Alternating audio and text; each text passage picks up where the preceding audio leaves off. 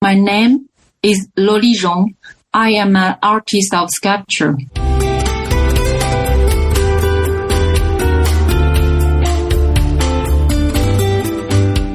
Hello and welcome to Art, the podcast where we get up close and personal as we get to know women from around the world of visual arts.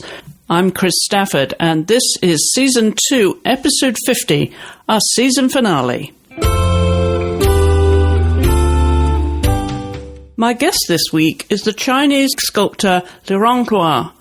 Lirong says, most important to me is to create my artwork freely and show people what I'm ready to show and what is interesting for me to show the world. Lirong's sculptural work is influenced by Renaissance and Baroque techniques, an interest she developed while studying art in Beijing. This influence is evident in the lifelike quality and grace of her figures, often women, captured in motion.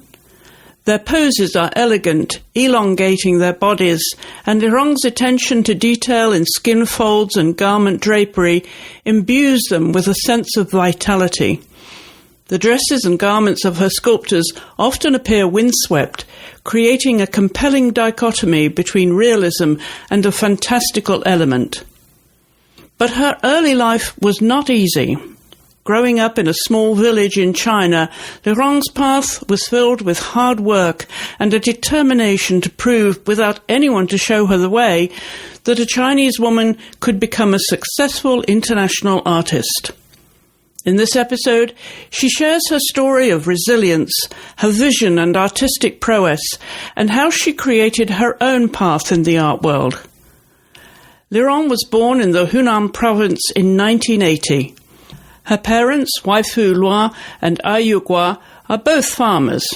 She has a brother, Liping Luo. In 1998, Lirong entered the Jiangsu Academy of Arts in Jiangsu, Hunan, and from 2000 to 2005, she studied sculpture at the Central Academy of Fine Arts in Beijing, graduating with honours. Lirong met her future husband, the Belgian sculptor Arnaud Laroche, while they were students together. And once Lirong graduated, the couple decided to move to Europe. They first lived in Paris, where Lirong worked in a chocolate factory, before moving to Belgium. It was here that she established a studio and in 2014 held her first exhibition. By 2017, Lirong had hit the big time, and now her work can be seen in galleries in France and Belgium. Lirong lives in Beersel, Belgium, with her husband Arnaud Laroche and their daughters Olivia and Maya. Lirong, welcome to the podcast. Thank you so much for taking time to do this, because I know you're very busy getting ready to go on vacation back home to China. Thank you, too, for having me. Thank you. Thanks to the introduction from Eleanor Cardoza, who I know she is a big fan of yours. Eleanor told me about your work, and of course it's absolutely fabulous. We had to have you on the show, so I really appreciate you taking the time to do this. It's my pleasure. Thank you. And thanks, Eleanor. And she's very nice, and she makes also wonderful artworks. I like them. I'm looking forward to hearing your story because it's a very interesting journey. Tell us, where is it exactly you are now? I live in Belgium now. There is 18 years already. So it's not far away from Brussels. I read that you spent some time in France. Yeah. Actually, that's the first year when I arrived in Europe. I live in Paris during 1 year. And there is much too complicated it's a very beautiful city, but for us, for me and my husband, we were very young artists, just get our graduate from high school, university, fine art school. It's quite difficult for us to pay everything so expensive and no spaces for our sculpture because we are both artists of sculpture. You mentioned your husband. Where did you meet him? We met in China, in Beijing. actually, exactly in my school, a Central Fine Art School in Beijing, the best art school of China, of course. And there was cultural exchange between Beaux-Arts Paris. It means the Fine Academy Fine Art School of Paris and our school. Between the two schools, there was cultural exchange, and they come to our school. There were 27 students from Paris, and we met together. We make the sculptures together, and we make the exhibition together. And so, where does he come from originally, then, Arnaud? So from Vosges. It's not very far away from Brussels. No, 400 kilometers, but in France. She's French. So this is something then, the art, the sculpting, is something that you have always done? Yeah, exactly. Start from age of 19, doing the modeling, with clay. So very classical way to training it. So I went into the school, Fine Art School of China is from 2000. And at that time we start learning the classic modeling very seriously with many wonderful teachers. So you were very formally trained then all your life as a professional. As soon as you were in school, you've had that formal training.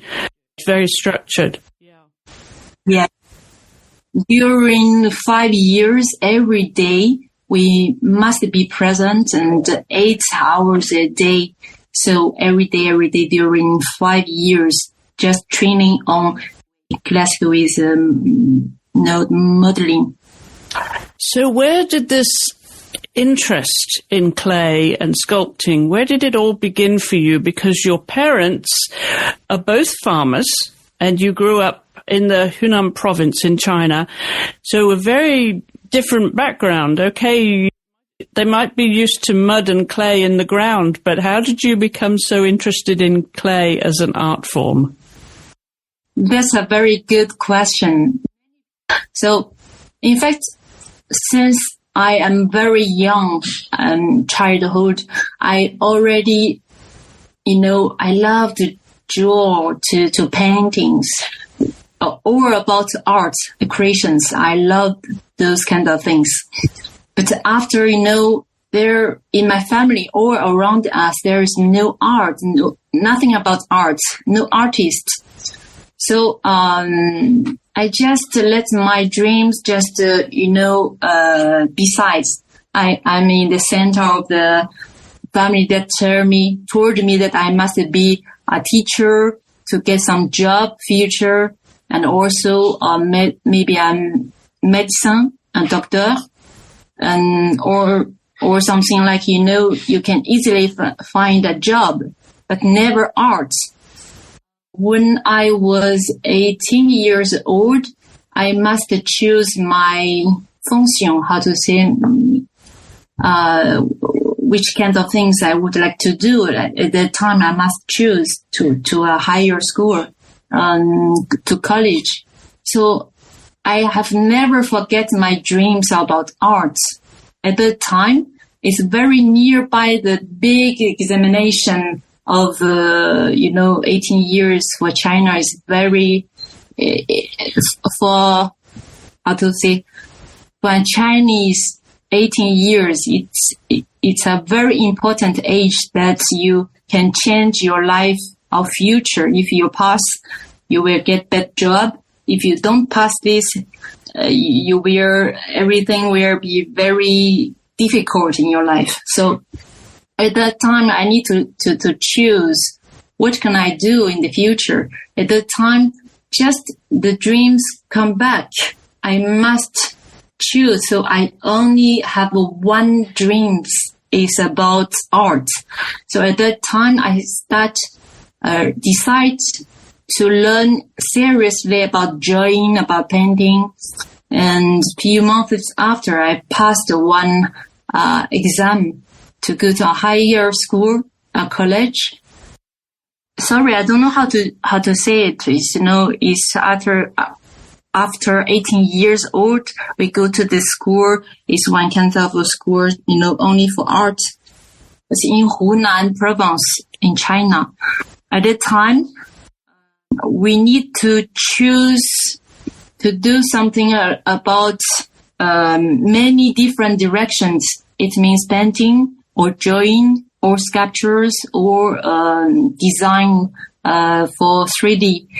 So the lesson I have choose the sculpture that is teacher whose name is Xiao Xiaoqiu.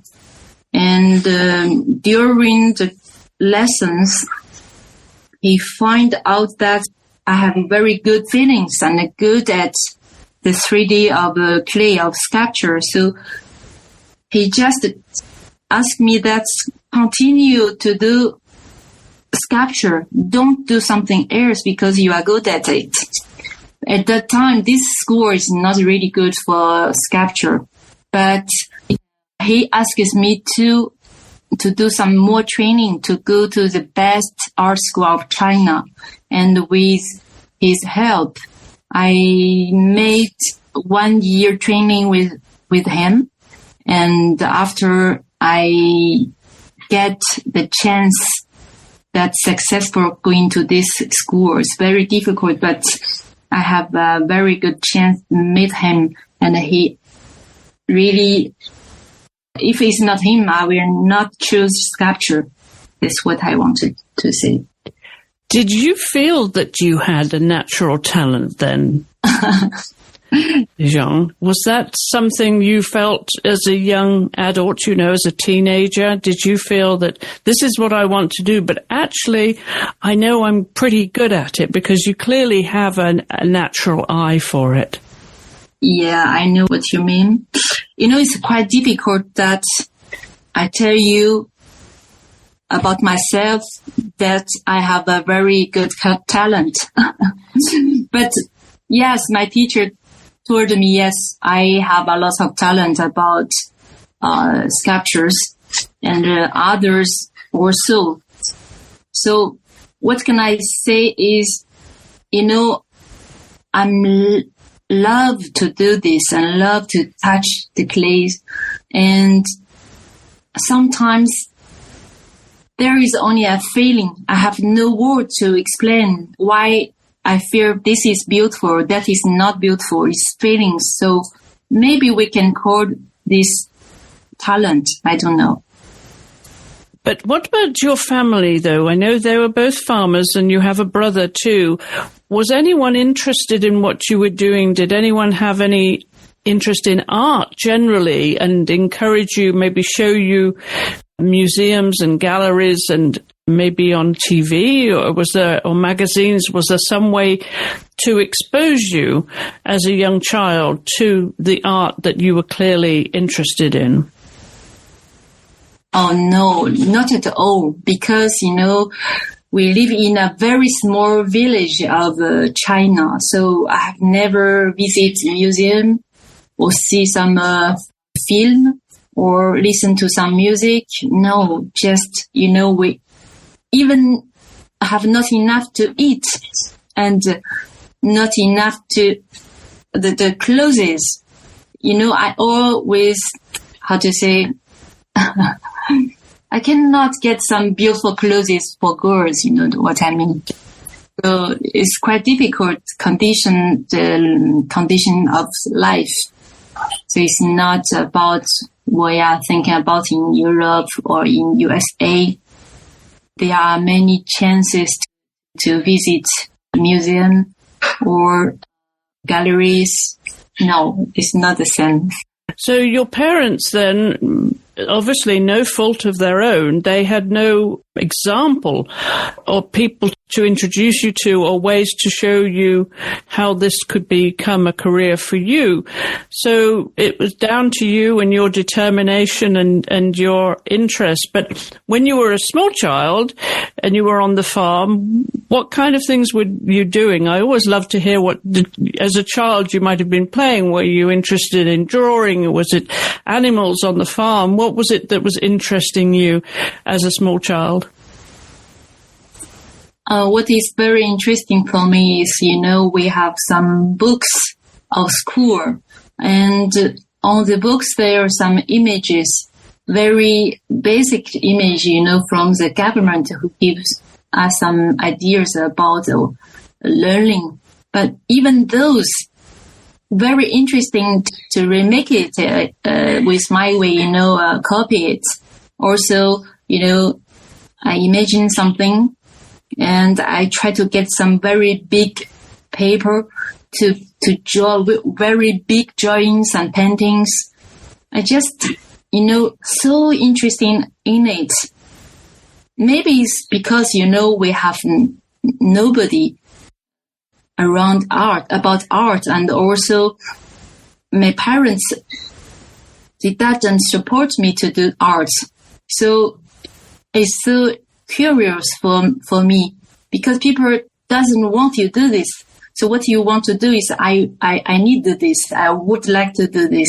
The only thing I want is to do this. When it's forbidden. Yes. Very, very hard. But when you were growing up then, whilst you were still with your family then, Lirong, were you working and helping on the farm? All the time. When I live with my parents every day after school, the first thing is not finish my homework, is helping my parents first. After, when I have time, I will finish my homework. So this was both you and your brother had to help on the farm then? Yeah. And what kind of things did you do? All around, the rice field. So we need work very hard when it's very hot. Also, I was very young. I go into the, field. To the field? Lots of water. Yeah, water, and no shoes, against the water, just feet without shoes. Yeah, it's quite difficult for a child to do this every day. But after, I find out that I have a lot of quality, resilience, and also a lot of strength. I think it's from that time. I'm very happy that I have done those when I was young. It's not easy, but when I'm grown up, when I face a lot of difficult situations, I'm not afraid. I just be courage, with a lot of strength. I have done very difficult more than this, so that helps a lot, I think. You'd have to be strong. Yeah. Develop the resilience and, as you say, become courageous. Courage. Yes, the courage. Yeah, when you work in the condition very difficult, you need a lot of courage because it's so hot, it's so hard. And also you need standing there hours and hours, repeat the same action. Yes. Thousands times. So it's very, it's a chance for me to pass by this time. Doing that work every day, and then after you finish, you come home from school, you help on the farm, and then you come back to the house and you have to do your homework. So I would imagine there's very little time to play with other children or have any other activities outside of that. Yeah, but there is some different seasons. Sometimes there is a lot of work, but in the winter, there's no work to do, Everything is stopped up. So I have time at that time. I have time to play, to draw, to painting, to play with my small, little friends. Yes, so you did have time for that then. And sometimes, it depends which season. Was there any part of that childhood, although you said it was very disciplined and it made you be strong and courageous, but is there anything that you think was valuable to you in your development when you came into the Western world and were free to express yourself? Do you look back and think, I'm glad of that discipline, because you just said it, it made you strong. So there were some good things from that then that you were able to bring into your adult life. Yeah, it was a very good thing. Of course, at first I didn't notice this is a good thing, because it was a difficult time for me, for a young child. For everybody, it's not easy. But when I pass some difficult times, I need to find every solution by myself. When you leave your home, when you are alone. So at that time, year after year, I find out that sometimes, I can stay in one situation, even it's difficult. I can stay long time inside to find the solutions. So after I find out, I think which these kinds of quality from, I think it's from my childhood. What was your parents' reaction to you being so determined to go into the arts, because they had no way of being able to help you, to guide you with any life experiences of their own? And so you were going, as far as they were concerned, as parents, you were going into the unknown, this new world of being an artist and becoming a professional artist. So what was their reaction to it then?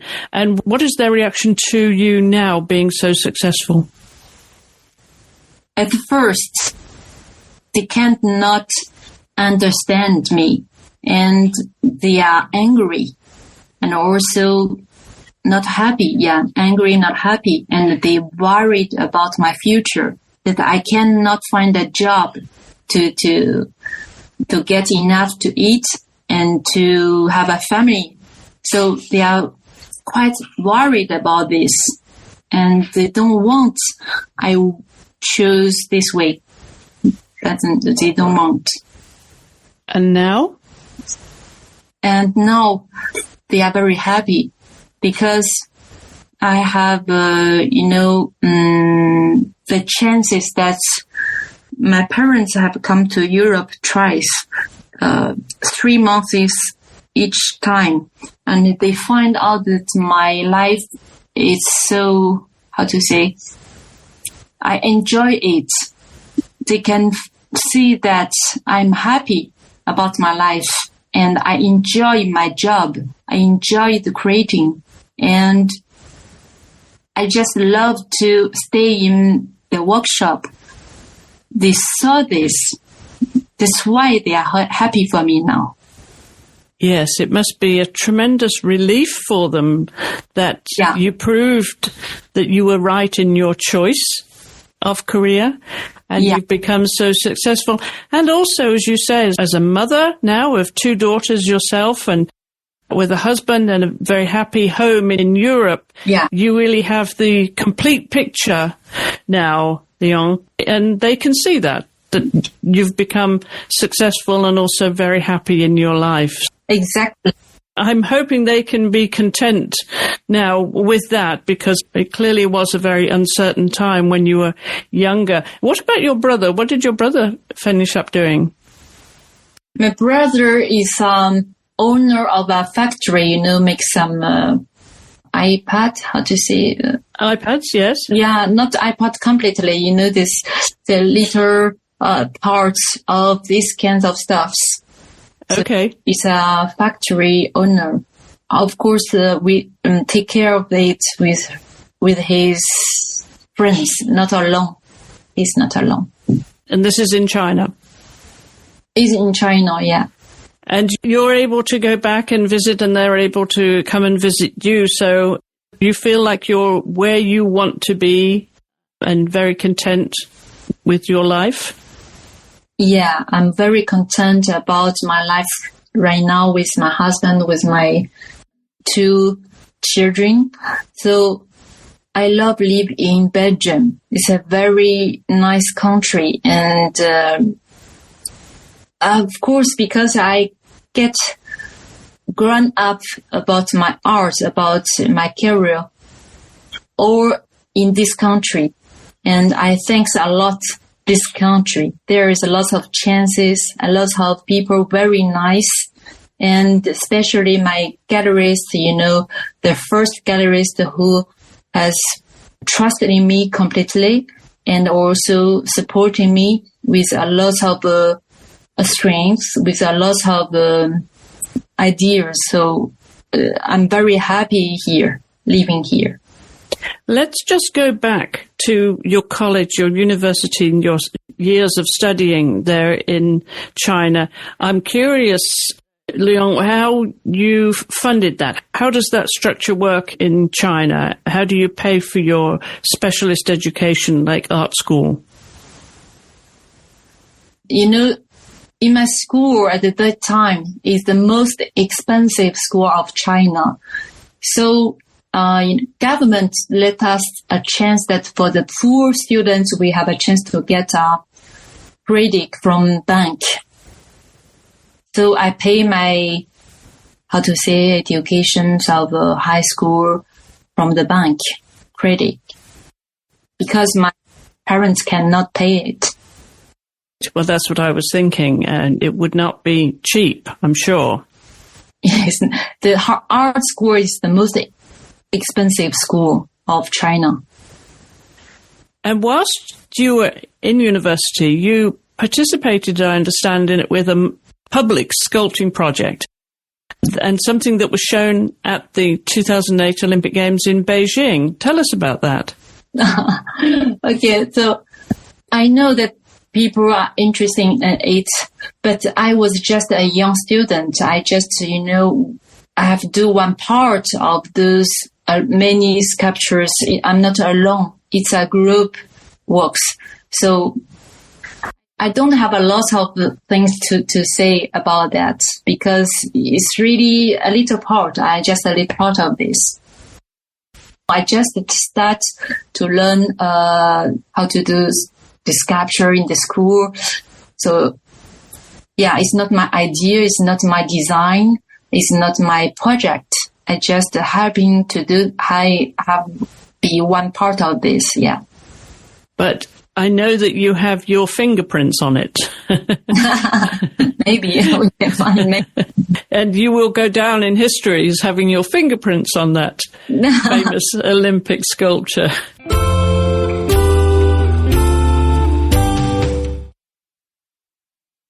So tell us, when you graduated then, how was life looking for you? Were there choices that you could make, or did you just have to find your way and get lucky? Okay. So I graduated from the university. It was 2005. At that time, the most important question is about with my boyfriend. So now he's my husband, okay? We must make a choice. If it's him to come to China to live with me, or I choose go to Paris to live with him. Anyway, we need to get married to live together.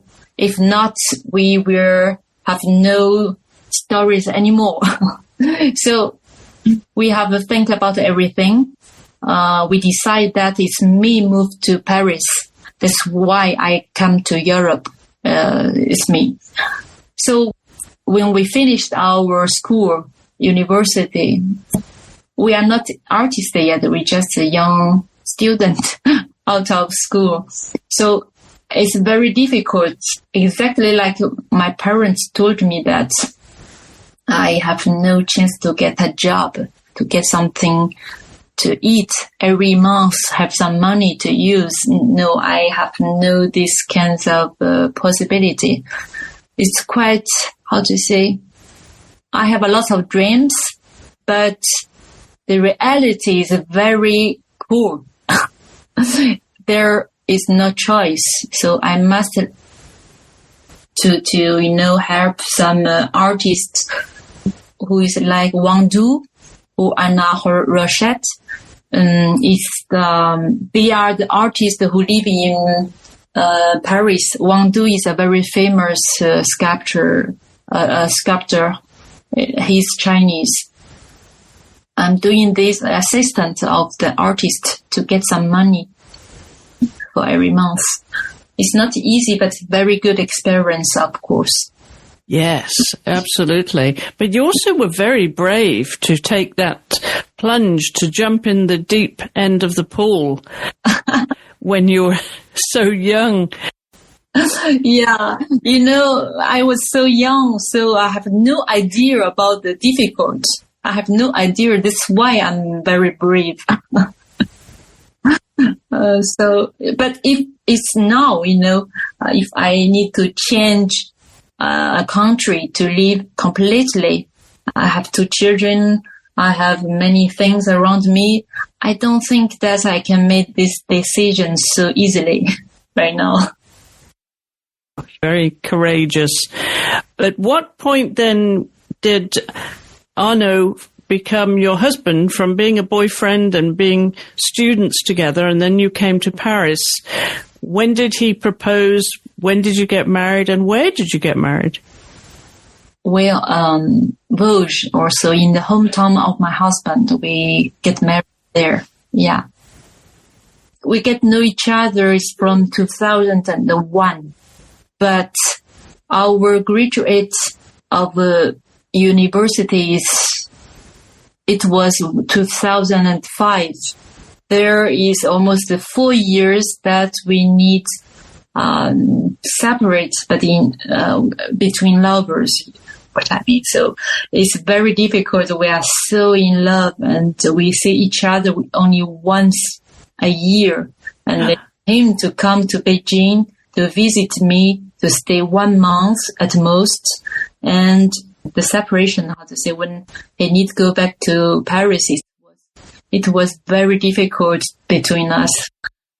It's a long and difficult love story, and we just want to get married if we can, as soon as we can, to live together.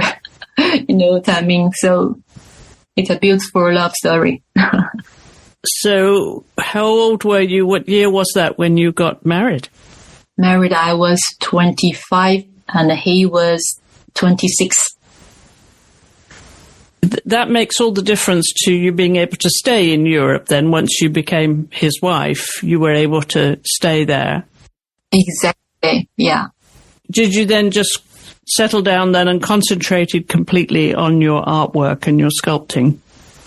Of course, at first year, in Paris, it was very difficult. We have no space, no studio to do something. What I can do is try to find the place, the time in our very small room, 14 meter squares, to make some painting and drawings, very limited.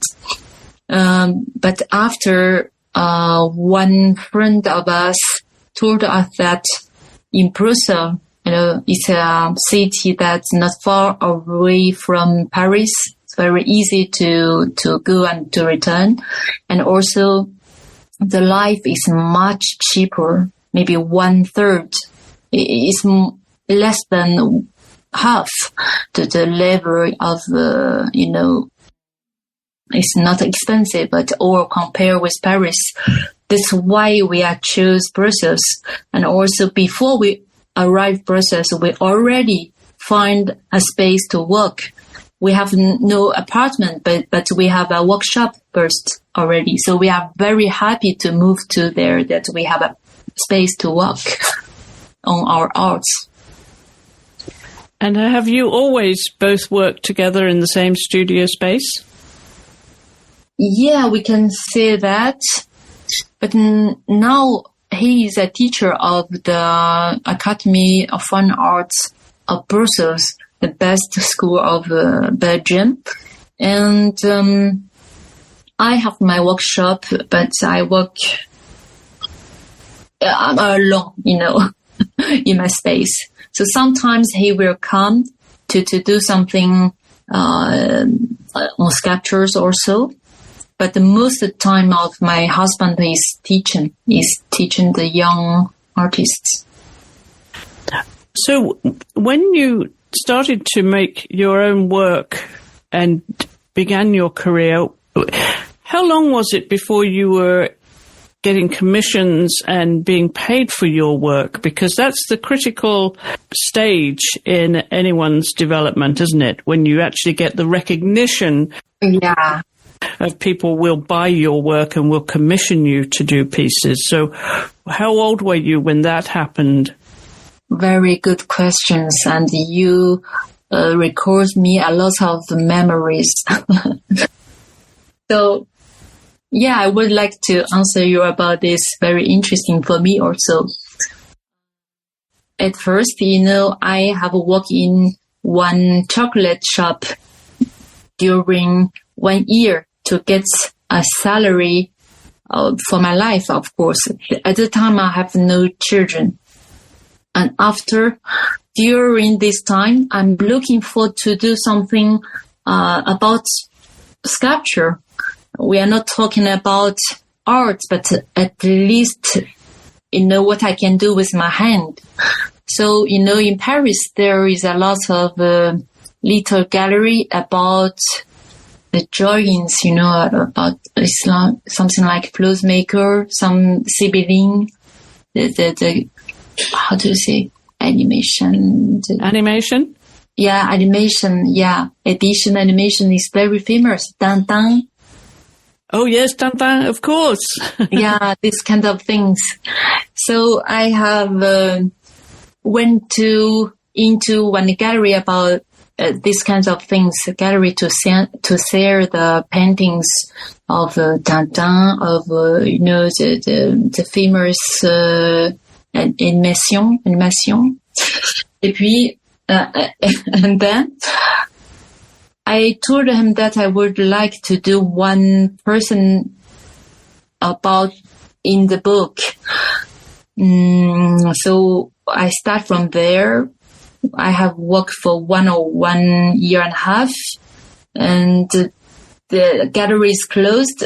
So I lost this job, and after I'm looking for something to do teaching sculptures.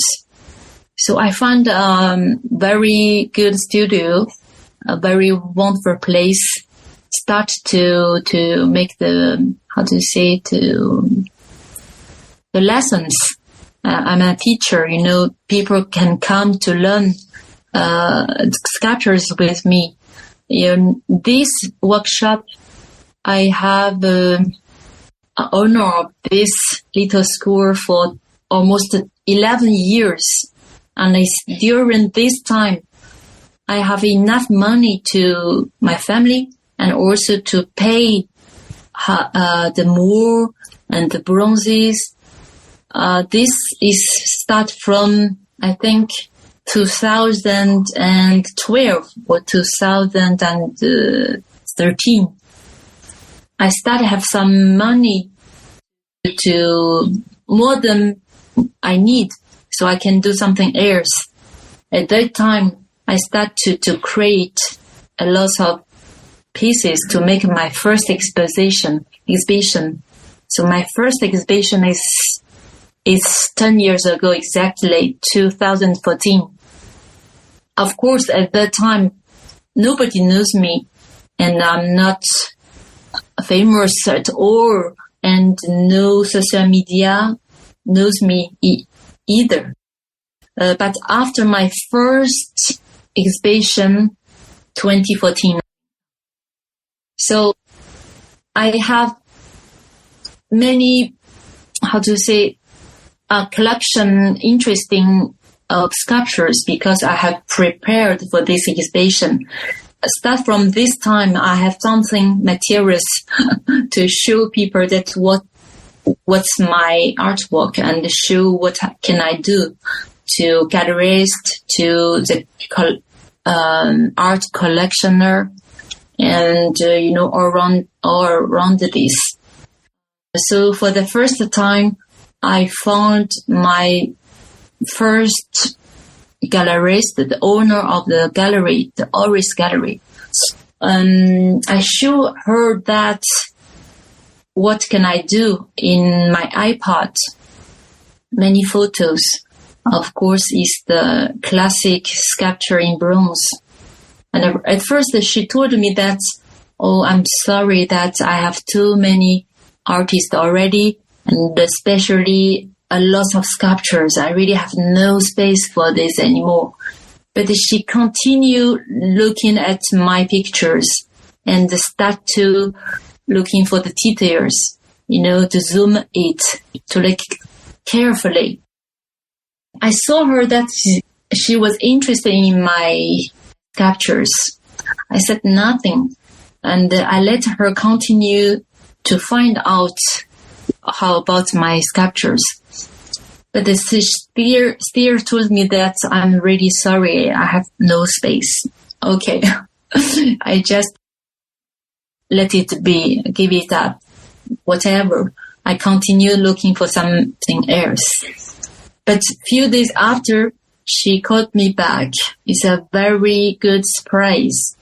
She told me that she's very interested in my works, and she found that we can do some wonderful exhibition together. So she would like I just show my artworks in her gallery. So everything starts from this. So where was that first exhibition then? My first exhibition is in Brussels. I made by myself. It means I rent that place, about 200 meters squares, and I pay everything by myself. The basis, the supports for every sculptures, and I pay every mold. The mold is very expensive also. Yes. Bronzes, and also print the publication, how to say, the post. Yes. Public, make everything. So everything paid by myself because nobody knows me, and I know nobody. I need to start from something. I have nothing to lose. So exactly. Yes. You put everything into it. So at what point then, once you put your work out there, when did things start to happen for you that people were recognizing your talent and buying your work and wanting to see more exhibitions? Did that all unfold slowly after the 2014 exhibition? Yeah, it's quite quick, fast. I mean, at that time, I already have my studio, my teaching workshop, 5 years already. It means I have a lot of students. Okay, the students, it means that everybody is older than me, 20 years older than me, and they are Belgian. So, for my exhibition, and they already talk with their family, their friends, people can come to see my works. So, those people has give me some chances for them. It's not they have give me some chances. It's that there is a public, at least. It's not nobody come to see it, because I have talk with every student of me, and they already talk with their family and their friends. So there is some public to come to see my artworks. And so after that, then obviously you were getting more recognition, and the work was coming your way. What would you say was the first significantly large piece that you did in terms of the value and the money that you realized then, wow, I can make this much money out of one piece, and I'm in a different league. This is very professional. This is really going to be valuable and expensive work. What were those first pieces like, and what year would that have been that you were starting to make the big time? Yeah, I understand. You have made a very good question. For me, it's very clear that it stems from 2017. At that year, I have made already many, small sculptures, or the most high is 1 meter. I find out that it's not enough. I should make something very important and very surprising people. And I will make one sculpture that I can do, or I can show people that which level I can arrive. So I made the sculpture. It's named Mélodie oubliée, forgotten melody. One woman who is standing and with a very long dress, transparent, white dress, transparent, just flowing in the wind. And the sense this time. So yes, I have made some pictures, and I posted those pictures on my Facebook page. And after, I'm not waiting for some results, just wonderful or surprisingly. But few days after, I find out that in the internet, there is a lot of image of this from me, and also a lot of article writing about my sculpture, about me, in many different languages, Italy, Spanish, or English, or French. So I find out, I think that I've reached something that I didn't have before. So exactly, I think it's from that time have make the big difference of my career. Yes, the big turning point. A big turning point, yeah. The words. And so then, of course, you had to continue to make the work, to continue to come up with those designs, to continue the work that you've done to the capacity and the extent that you have now. So many beautiful pieces. I'm wondering if there's any one favorite piece or more than one favorite piece, and where they are located. I'm also interested in, though, where they are located now. If that is significant to you with that piece and it makes it more special, where that piece is. There are two important galleries who show my sculptures. One is in Belgium, so the Oris Gallery. And another one is Bar 2 Gallery. It's a very big gallery. They have a lot of location in the worldwide. So where exactly, which city? These two galleries have the most important pieces of me. In Belgium, in France, we can see. In Paris and in Brussels, yeah. Not Brussels, but Knock, a very beautiful city of Belgium. Do a lot of pieces for them. Yeah. The most pieces of me are in those two galleries. And also we work together since many years.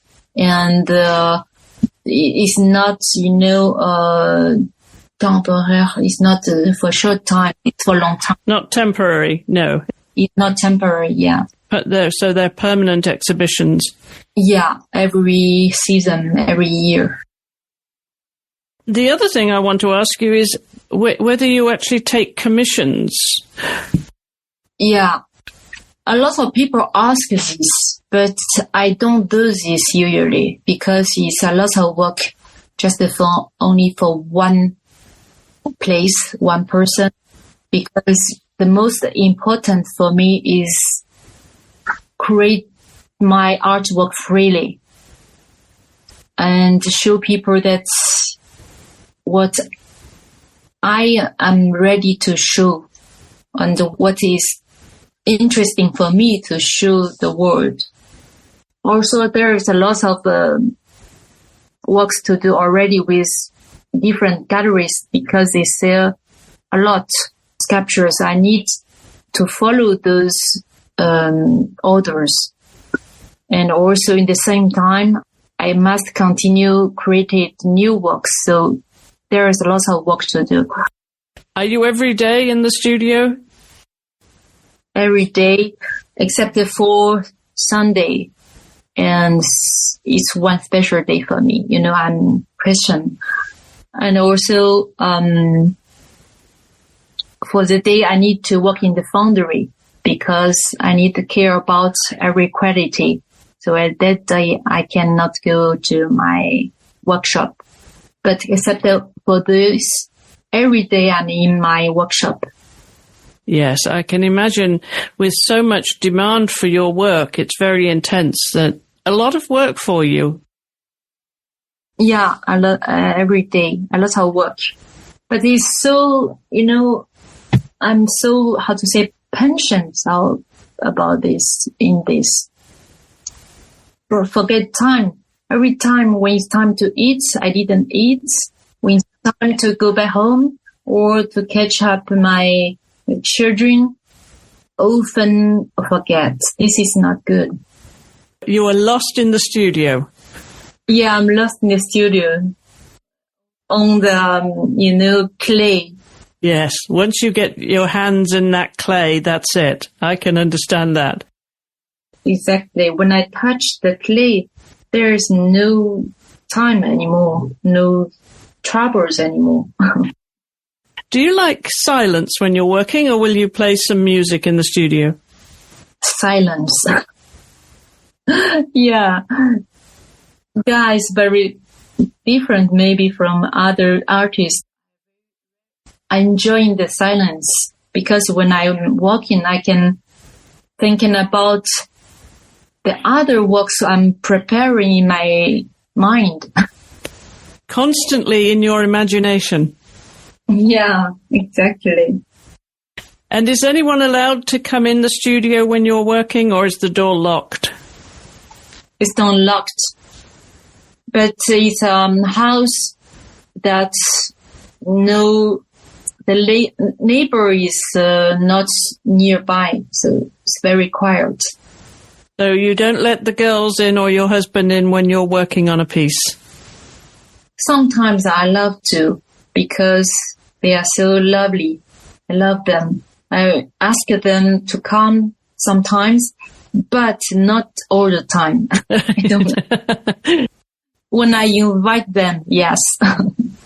How old are the girls now, Olivia and Maya?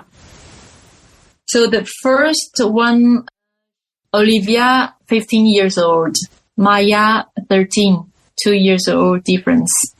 And are they showing any interest in the arts? They are very talented. Very. Even, I can tell that's more than me. But they are not interested to be an artist. So do they not have any interest in coming to play with the clay or paint or something like that? Nothing in the arts?